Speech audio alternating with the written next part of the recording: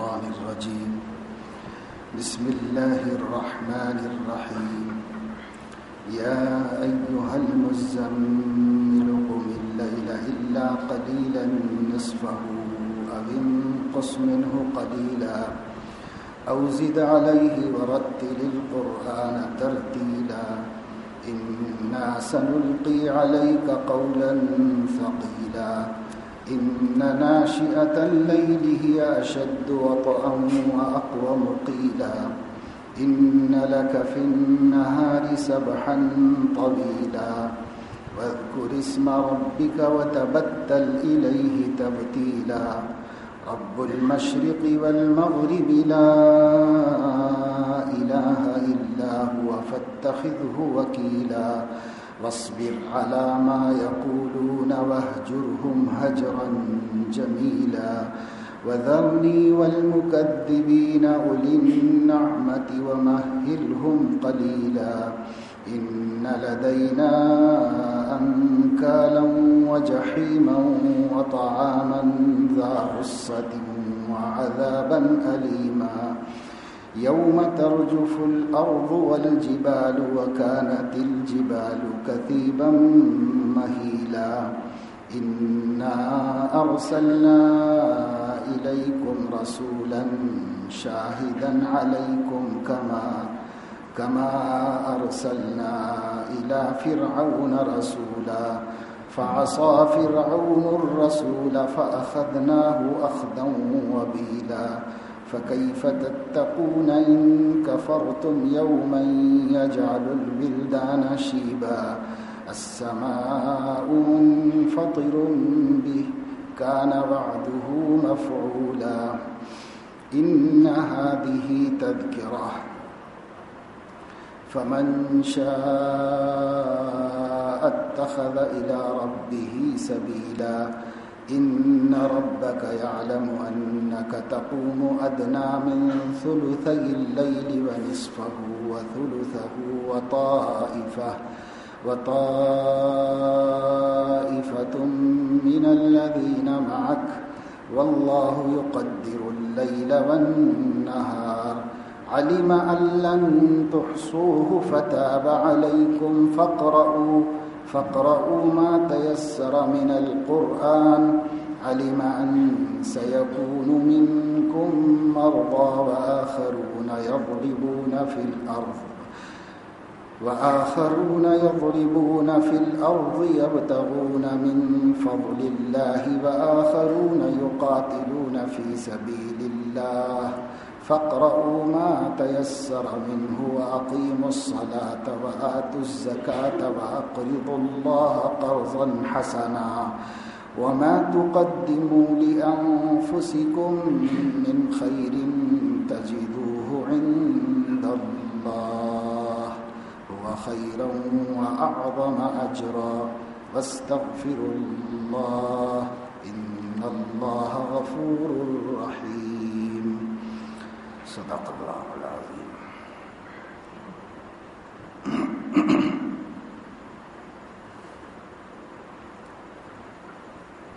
سورہ مزمل مکہ مکرمہ میں نازل ہوئی ہے اور اس میں 20 آیتیں ہیں، 2 رکوع ہیں. اللہ تعالیٰ نے نبی کریم صلی اللہ علیہ وسلم کو مخاطب کر کے چند اہم باتوں کی طرف توجہ دلائی اور اس کا حکم انہیں عطا فرمایا.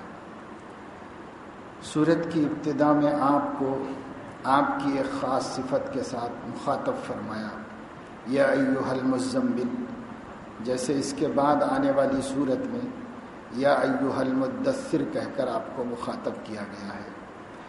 مزمل اور مدثر کے معنی تقریباً ایک ہی ہیں. چادر اوڑھنے والے کو مزمل اور مدثر کہتے ہیں. صحیح بخاری مسلم میں حضرت جابر رضی اللہ تعالی عنہ سے مروی ہے کہ رسول اللہ صلی اللہ علیہ وسلم نے خود فرمایا کہ جب میں غار حرا میں تھا تو ایک فرشتے نے آ کر مجھ سے گفتگو کی اور مجھ پر اللہ کا کلام اتارا. وہ سورہ علق کی ابتدائی 5 آیتیں تھیں. اس کے نزول کے بعد پھر رسول اللہ صلی اللہ علیہ وسلم کے پاس جبرائیل کا آنا کچھ دن کے لیے موقوف رہا۔ اس فترت کے زمانے میں رسول اللہ صلی اللہ علیہ وسلم جبرائیل کے آنے کا بہت شدت سے انتظار فرماتے تھے، اور وہ آتے رہتے، نہیں آتے تھے، ملاقات نہیں ہوتی تھی۔ وقت جیسے جیسے گزرتا جا رہا تھا آپ کو ان کے آنے کا انتظار بڑھتا جا رہا تھا۔ آپ نے فرمایا کہ ایک دن میں مکے کی وادی سے گزر رہا تھا تو کسی پکارنے والے نے مجھے پکارا، اور میں نے نظر اٹھا کر دیکھا تو وہی فرشتہ جو غار حرا میں مجھ سے ملنے کے لیے آیا تھا زمین آسمان کے درمیان میں معلق تھا، اور اس کی وجہ سے ساری فضا گھری ہوئی اور بھری ہوئی تھی۔ اس پر حضور علیہ السلام کی طبیعت میں ایک قسم کی بے چینی پیدا ہوئی، اور آپ گھر تشریف لائے تو آپ نے اپنے گھر والوں سے فرمایا زملونی زملونی، مجھے چادر اڑا دو، چادر اڑا دو۔ تو آپ کو چادر اڑا دی گئی۔ یہ ایک خاص کیفیت تھی، اسی کیفیت کو، اسی صفت کو اللہ تعالیٰ نے آپ کو پیار سے مخاطب فرمایا، اور اس کیفیت کے ساتھ آپ کا نام لیا۔ تو مزمل کے معنی بھی چادر اوڑھنے والے کے ہیں، اور مدثر کے معنی بھی وہی ہیں۔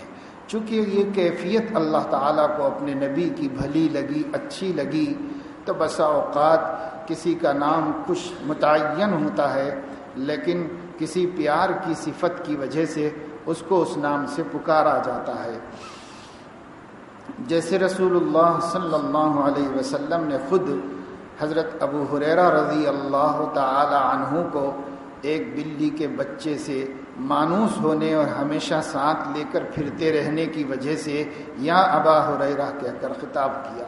اسی طرح ایک صفت کو سامنے رکھ کر اللہ رب العزت نے یا ایھا المزمل، یا ایھا المدثر کہہ کر آپ کو مخاطب کیا۔ جو حکم دیا گیا ہے اس خطاب کے بعد اس صورت کے اندر، اس میں پہلا حکم ہے رات میں عبادت کرنے کا۔ قم اللیل الا قلیلا، اس کو قیام لیل کہتے ہیں۔ لیل رات کو کہتے ہیں، اور قیام دراصل اللہ کے سامنے کھڑے ہو کر نفلیں پڑھنے کو کہتے ہیں۔ تو اس لیے قم اللیل الا قلیلا، اللہ تعالیٰ نے نبی پاک صلی اللہ علیہ وسلم کو ابتدائی زمانے میں حکم دیا تھا، اور جو لوگ مسلمان ہوتے گئے ان کے لیے بھی یہ حکم تھا، اس لیے کہ اس وقت تک نمازیں 5 وقتہ فرض نہیں ہوئی تھیں۔ 5 وقتہ نمازیں تو معراج میں فرض ہوئی ہیں، شاید 11 یا 12 یا 13 سال کے بعد نبوت کی۔ اس لیے ابتدائی زمانے کا حکم ہے مکہ مکرمہ کا، جس میں اللہ تعالیٰ نے نبی پر اور مسلمانوں پر قیام لیل کو فرض کیا تھا۔ اور قیام لیل کا مطلب یہ ہے کہ رات میں نماز پڑھی جائے۔ رات کی اس نماز کی مقدار کتنی ہونی چاہیے؟ تو اللہ تعالیٰ نے اس کو فرمایا نصفہ او انقص منہ قلیلا او زد علیہ، آدھی رات نماز پڑھتے رہیں، آدھی رات سے ذرا کم کر لیں، اور چاہیں تو آدھی رات سے بھی اضافہ کر دیں۔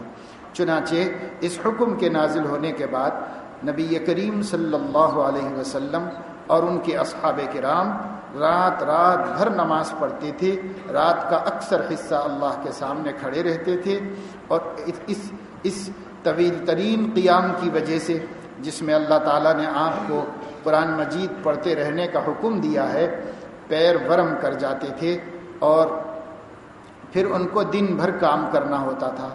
خصوصاً نبی کریم صلی اللہ علیہ وسلم کو دعوت و تبلیغ کے سلسلے میں، اپنی دوسری ضرورتوں کے سلسلے میں، جو صحابہ مسلمان ہوتے تھے وہ اپنی روزی روٹی کے سلسلے میں دن تمام مصروف رہتے تھے، اور اس کے بعد رات میں چونکہ یہ نماز فرض تھی تو نبی اور اصحاب رات تمام عبادت کرتے تھے اور اللہ کے سامنے کھڑے ہوتے تھے۔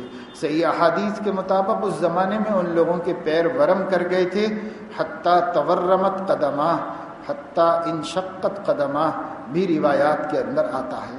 رسول اللہ صلی اللہ علیہ وسلم اور اصحاب کرام کے اس طویل ترین مجاہدے کو اللہ تعالیٰ نے اگرچہ کرایا اور کرانا ہی چاہتے تھے اللہ تعالیٰ، لیکن ان کی تقدیر میں یہ طے تھا کہ کچھ عرصے کے بعد 8 مہینے یا 11 مہینے کے بعد اس کو تبدیل کر کے سہولت پیدا کر دی جائے۔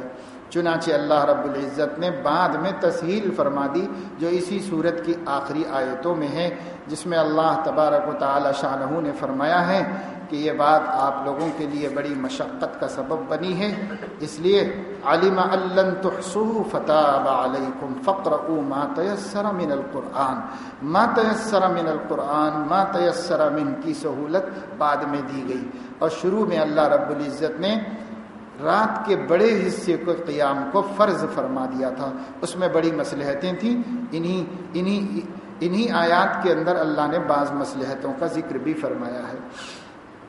دوسرا حکم نبی کو یہ دیا گیا وَرَتِّلِ الْقُرْآنَ تَرْتِيلًا، قرآن ٹھہر ٹھہر کر اطمینان سے پڑھیں۔ ترتیل کے اندر دو جز ہے، ایک تو یہ کہ ترتیل کے معنی عربی لغت کے اعتبار سے یہ ہوں گے کہ کسی بھی کلمے کو زبان سے سہولت کے ساتھ اور استقامت کے ساتھ نکالا جائے، یعنی اس کے جو مخارج ہیں ان مخارج کے مطابق اس کو ادا کیا جائے اور تکلف کے ساتھ نہیں، سہولت کے ساتھ ادا کیا جائے۔ تو ایک تو یہ معنی ہے، اور دوسرے معنی اس کے اندر یہ ہیں کہ خشوع خضوع معانی پر نظر رکھ کر اس کے کلام ربانی سے تأثر قبول کرتے ہوئے اس کی تلاوت کی جائے، اسے پڑھا جائے۔ تو رتل القرآن ترتیلا۔ ابو داود ترمذی میں ام المومنین ام سلمہ رضی اللہ تعالی عنہا سے جب لوگوں نے پوچھا کہ رسول اللہ صلی اللہ علیہ وسلم تہجد میں قیام لیل میں قرآن کی تلاوت کیسے کرتے تھے، تو انہوں نے یہی فرمایا کہ بہت ٹھہر ٹھہر کر پڑھتے تھے اور بہت تدبر اور غور و فکر کے ساتھ اثر قبول کرتے ہوئے تلاوت کرتے تھے قرآن کریم کی۔ اسی وجہ سے حضرت حسن رضی اللہ تعالی عنہ نے روایت کیا ہے کہ ابو ملیکہ رضی اللہ تعالی عنہ نے ایک شخص کو دیکھا کہ وہ قرآن مجید بہت ٹھہر ٹھہر کر اطمینان سے پڑھ رہے ہیں اور اس کے ساتھ ساتھ ان کے اوپر گریا اور بکا بھی غالب ہے۔ تو انہوں نے اپنے ساتھیوں سے کہا کہ دیکھو تم نے قرآن میں پڑھا ہوگا وَرَتِّلِ الْقُرْآنَ تَرْتِيلًا، تو قرآن کو ترتیل سے پڑھنے کا یہی طریقہ ہے جو یہ شخص پڑھ رہا ہے۔ تو اس سے معلوم یہ ہوا کہ قرآن مجید کو صرف پڑھنا کافی نہیں ہے، بلکہ ترتیل کے ساتھ، تجوید کے ساتھ اور اس کے نازل شدہ طریقے کے مطابق پڑھنا اس کا حکم ہے۔ اور جب ایسا پڑھنا ضروری ہے تو ایسا سیکھنا بھی مسلمانوں کے لیے ضروری ہے کہ وہ قرآن کو ترتیل و تجوید کے ساتھ پڑھیں۔ اللہ کے رسول صلی اللہ علیہ وسلم نہایت ترتیل کے ساتھ پڑھتے تھے، اور خود اللہ تعالیٰ نے اپنے بارے میں فرمایا ہے وَرَتَّلْنَاهُ تَرْتِيلًا، ہم نے قرآن کو ٹھہر ٹھہر کر تھوڑا تھوڑا اطمینان سے نازل کیا ہے۔ تو اللہ تعالیٰ کی تلاوت بھی ایسی ہے، نبی کی تلاوت بھی ایسی ہے، اس وجہ سے اسی کا حکم دیا گیا۔ اِنَّا سَنُلْقِي عَلَيْكَ قَوْلًا ثَقِيلًا، اللہ نے فرمایا کہ یہ جو رات میں قیام کروایا جا رہا ہے آپ سے، تو آپ کو مجاہدات برداشت کرنے کا عادی بنایا جا رہا ہے۔ کیوں؟ اس واسطے کہ ہم بہت جلد آپ پر اپنا کلام نازل کرنے والے ہیں، اور ہمارا کلام اتنا آسان نہیں ہے بلکہ وہ قول ثقیل یعنی بہت بھاری کلام ہے۔ بھاری قرآن کریم اللہ تعالیٰ کی نسبت کی وجہ سے بھی ہے، اور اس سے ہٹ کر خود اس کے اندر تأثر اور وزن اور شدت بذاتی ہی موجود ہے۔ بخاری میں نبی کریم صلی اللہ تعالی علیہ وسلم کے بارے میں آتا ہے کہ آپ پر جب وحی نازل ہوتی تھی تو خواہ وہ آیت دو آیت کیوں نہ ہو، آپ پسینے میں شرابور ہو جاتے تھے، اور اگر آپ اس وقت اونٹنی پر سوار ہوتے تھے تو اونٹنی اس کلام ربانی کی شدت کو نہ برداشت کرنے کی وجہ سے گردن بار بار زمین پر رکھتی تھی۔ تو رسول اللہ صلی اللہ علیہ وسلم پر اللہ چونکہ یہ قول ثقیل نازل فرمانے والے تھے، اس لیے اس کا تحمل کرنے کی صلاحیت پیدا کرنے کے لیے تہجد کی نماز آپ پر فرض کی گئی۔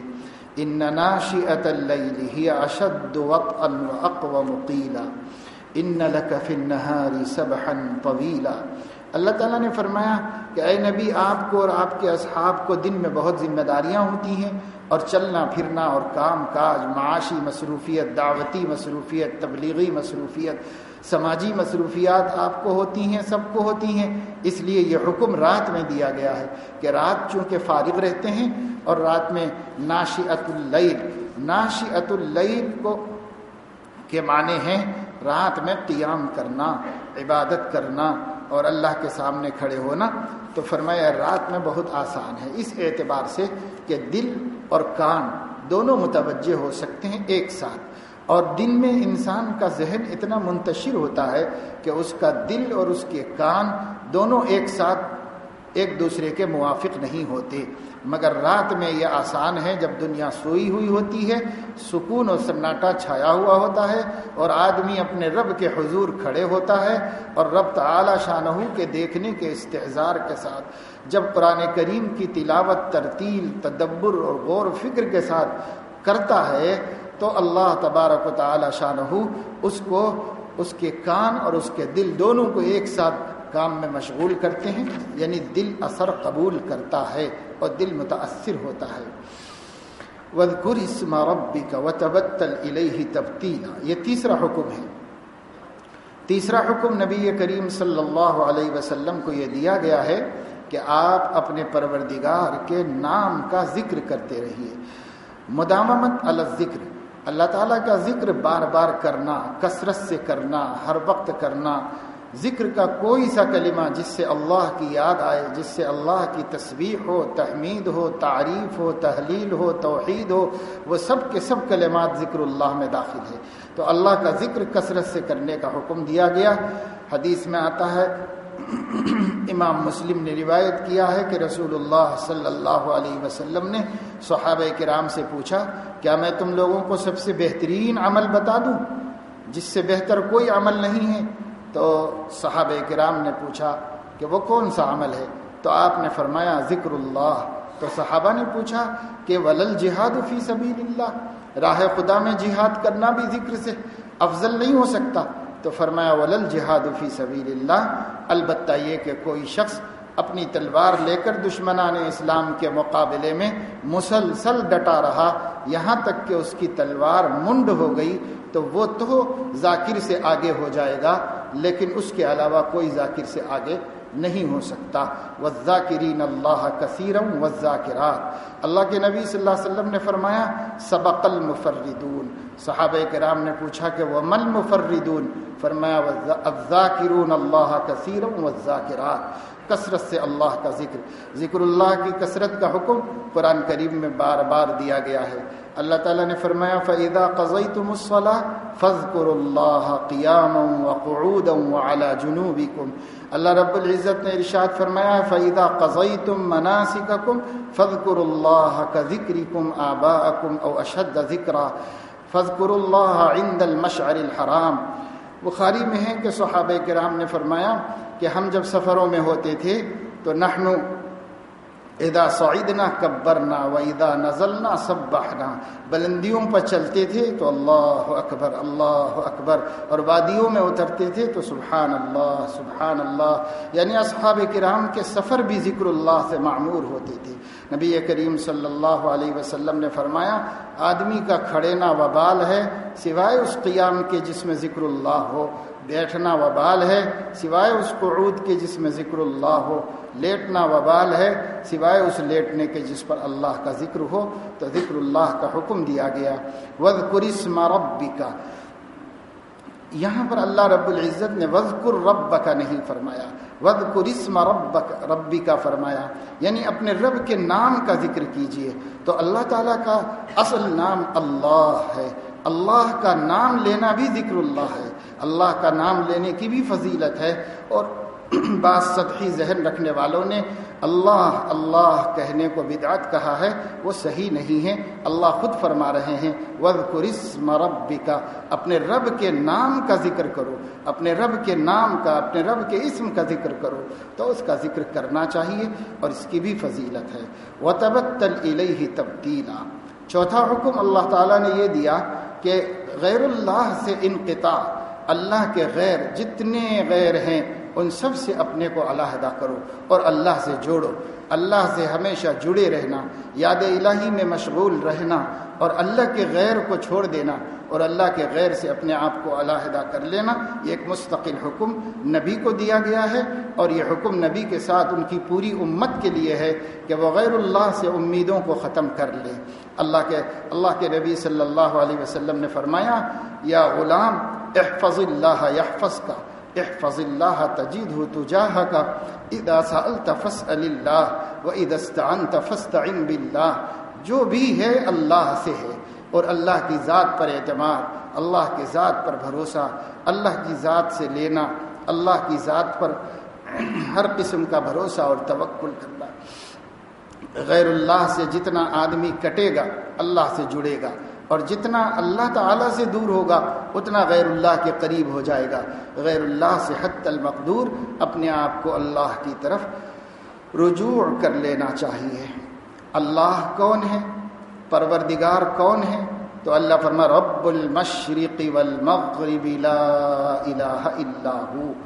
اللہ وہ ہے جو مشرق و مغرب کا پروردگار ہے، مشرق و مغرب کا پالنہار ہے، مشرق اور مغرب کا معبود ہے، مسجود ہے، رب ہے، سب کا مالک اللہ رب العزت ہے. ایسے اللہ پر بھروسہ کرو. پانچواں حکم ہے، اللہ تعالیٰ فرما رہے فاتخذہ وکیلا، اللہ کو وکیل بناؤ، اللہ پر اعتماد کرو، اللہ پر بھروسہ کرو. کون ہے اللہ کے علاوہ جو بندوں کا حاجت روا ہو، مشکل کشا ہو؟ اللہ کے علاوہ کوئی نہیں ہے. اللہ تعالیٰ سب کی ضروریات پوری کرنے والے ہیں. اللہ تعالیٰ سب کو اولاد دینے والے ہیں. اللہ تعالیٰ سب کو عزت دینے والے ہیں. اللہ تعالیٰ سب کو صحت دینے والے ہیں. جو کچھ ہوتا ہے اللہ کے حکم سے ہوتا ہے. یفعل ما یرید، اللہ کی شان ہے. اس لیے اللہ تعالیٰ پر توکل کرنا چاہیے. لیکن توکل علی اللہ کا یہ مطلب نہیں ہے کہ انسان تدبیر کو ترک کر دے، بلکہ خود حدیث میں نبی کریم صلی اللہ علیہ وسلم نے حکم دیا ہے کہ پہلے تدبیر اختیار کرو پھر اللہ کی ذات پر بھروسہ کرو. تو جائز تدبیروں کو اختیار کرنا چاہیے، مگر اس میں ایسے مشغول ہو جائیں کہ اللہ کو بھول جائیں اور اس کو فراموش کر دیں، تو اس کی گنجائش نہیں ہے. اللہ تعالیٰ نے قرآن مجید میں فرمایا ہے وَمَنْ أَعْرَضَ عَنْ ذِكْرِي فَإِنَّ لَهُ مَعِيشَةً ضَنْكَ. جو شخص میری یاد سے اعراض کرے گا تو اس کی زندگی تلخ کر دی جائے گی. تو معاشیات کا بھی ہمارا حل ہونا اور ہماری ضروریات زندگی کا پورا ہونا بھی اللہ تعالیٰ پر رجوع کرنے اور اس پر اعتماد کرنے کی برکت سے حاصل ہوتا ہے. اس لیے یہ کہنا کہ ہمیں فرصت نہیں مل پا رہی نماز پڑھنے کی، ہمیں فرصت نہیں مل پا رہی ہے ذکر اللہ کی، قرآن کی تلاوت کی، استغفار کی، یہ سب بیکار باتیں ہیں. انسان کی معاش کا بھی انحصار رجوع الی اللہ پر ہے. اس لیے نبی نے فرمایا فاتقوا اللہ واجملوا فی الطلب وتوکلوا علیہ. اللہ تعالیٰ سے ڈرو، روزی کے معاملے میں اجمال اختیار کرو اور اعتماد اللہ پر کرو کہ وہ دے گا. وفی السماء رزقکم وما توعدون. تمہاری روزی آسمانوں میں ہے، تم آسمان والے کو ناراض کر کے اپنی روزی کا مسئلہ بھی حل نہیں کر سکتے. اس لیے اللہ تعالیٰ پر اعتماد کرنا چاہیے. چھٹا حکم دیا وَاصْبِرْ عَلَى مَا يَقُولُونَ وَاهْجُرْهُمْ هَجْرًا جَمِيلًا. جو لوگ آپ کے بارے میں کہتے ہیں، کوئی کہتا تھا یہ کاہن ہے، کوئی کہتا تھا یہ ساحر ہے، کوئی کہتا تھا یہ مجنون ہے، کوئی کہتا تھا اس کے اوپر یمامہ کا ایک جن ہے جس کا نام رحمان ہے وہ مسلط ہو گیا ہے، کوئی کچھ اعتراض، کوئی کچھ کرتا تھا. اللہ نے فرمایا ہم جانتے ہیں، نحن اعلم بما یقولون، ہم جانتے ہیں کہ لوگ آپ کے بارے میں کیا کیا کہہ رہے ہیں اور کیسی کیسی تہمتیں آپ کے اوپر لگا رہے ہیں. لیکن آپ کو حکم دیا گیا ہے وَاصْبِرْ عَلَى مَا يَقُولُونَ، صبر کر لیجئے راہ خدا میں. اللہ کی رضا کے خاطر، اللہ کی خوشنودی کے خاطر اگر انسان تکلیفیں اٹھائے گا تو یہ ترقی کا سبب ہوگا اور اللہ تعالیٰ کے قرب کے مرحلے طے ہوتے رہیں گے. وَاهْجُرْهُمْ هَجْرًا جَمِيلًا. فرمایا کہ اپنے دشمنوں، اپنے مخالفوں، اپنے حاسدوں سے حجر جمیل اختیار کیجیے.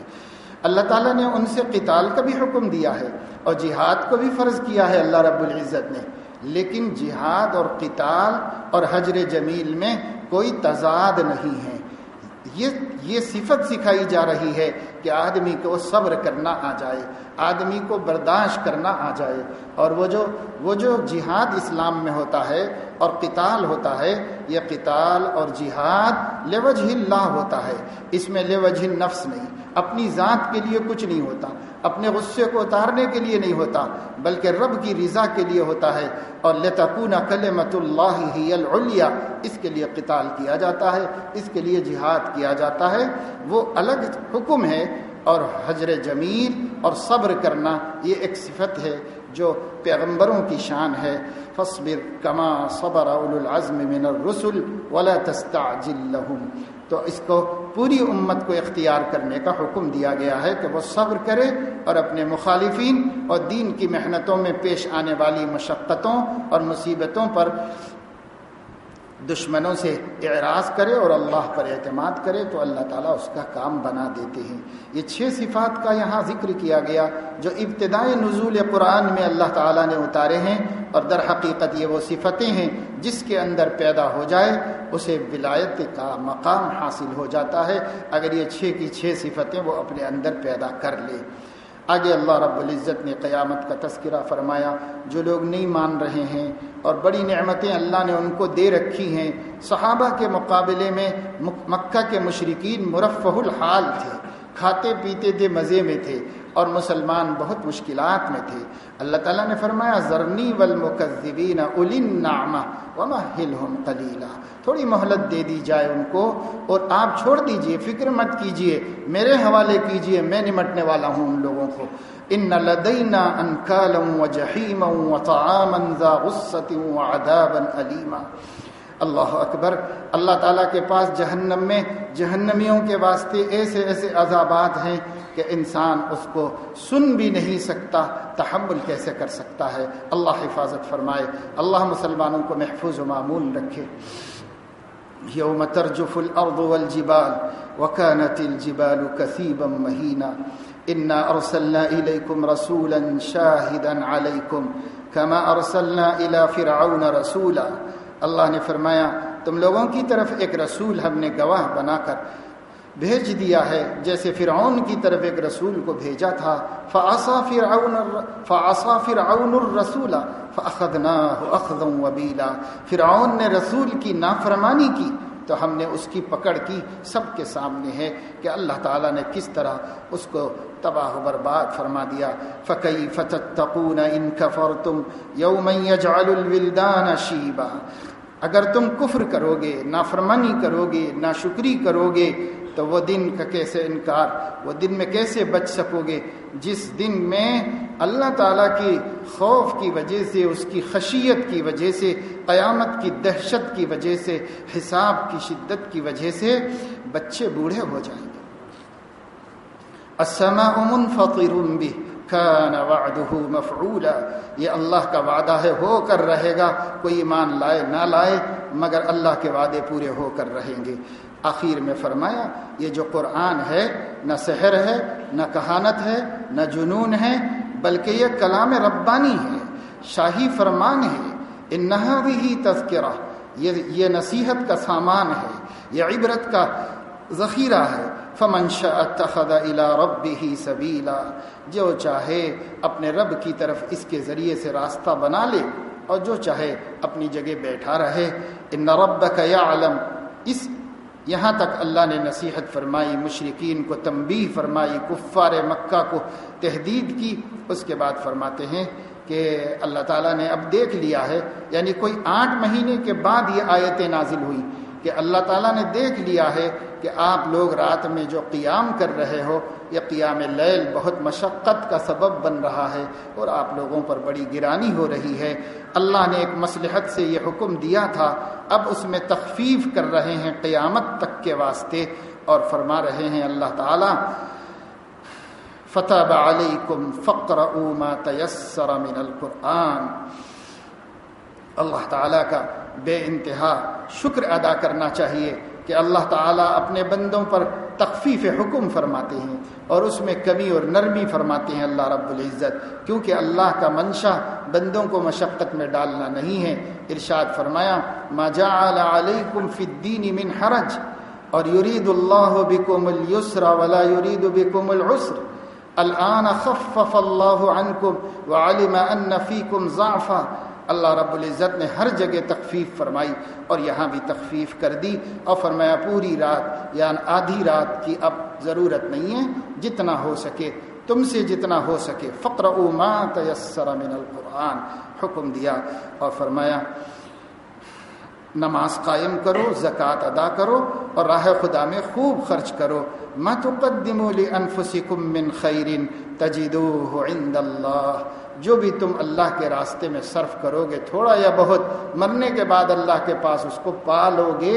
تمہاری کوئی نیکی اور تمہارا کوئی عمل ضائع نہیں کیا جائے گا، سب کا سب محفوظ ہے اور سب کا اجر و صلہ قیامت کے دن ملے گا۔ واستغفر اللہ ان اللہ غفور الرحیم، اللہ سے بخشش طلب کرتے رہو، اللہ تعالیٰ بہت بخشنے والے مہربان ہیں۔ غفر یغفر کے معنی دراصل ستر یستر کے ہیں۔ اللہ رب العزت سے مغفرت طلب کرنے کا مطلب پردے میں ڈھانپ لیجئے، گناہ کو مٹا دیجئے، گناہ کو چھپا دیجئے۔ عفو کے معنی ہیں محو، مٹا دیجئے اور چھپا لیجئے، اور ہمارا گناہ ہم پر ظاہر مت فرمائیے، اپنی شان کرم سے پردے رحمت کے اندر اور شان ستاری سے اس کو چھپا کر مغفرت کا معاملہ فرما دیجئے، کیونکہ اللہ تبارک و تعالی شانہ ہی بندوں کی پکڑ کرنے والے ہیں اور وہی معاف کرنے والے ہیں۔ ان ربک شدید العقاب وانہ لغفور الرحیم، وہی بخشنے والے ہیں اور وہی معاف کرنے والے ہیں اور بڑے مہربان ہیں، کریم ہیں۔ اس لیے اللہ تعالیٰ سے استغفار کریں، اللہ تعالیٰ اپنے فضل و کرم سے ہم سب کی اور تمام مومنین مومنات اور مسلمین مسلمات کی مغفرت فرما دے، اور اللہ تعالیٰ سب کو اپنے پردہ عفو میں چھپا کر اپنی ردائے رحمت کے اندر لے کر مغفرت کا سامان فرما دے، جہنم سے بچا لے اور جنت میں داخل فرما دے۔ وآخر دعوانا ان الحمد للہ رب العالمین۔ سبحانک اللہم وبحمدک اشہد ان لا الہ الا انت استغفرک واتوب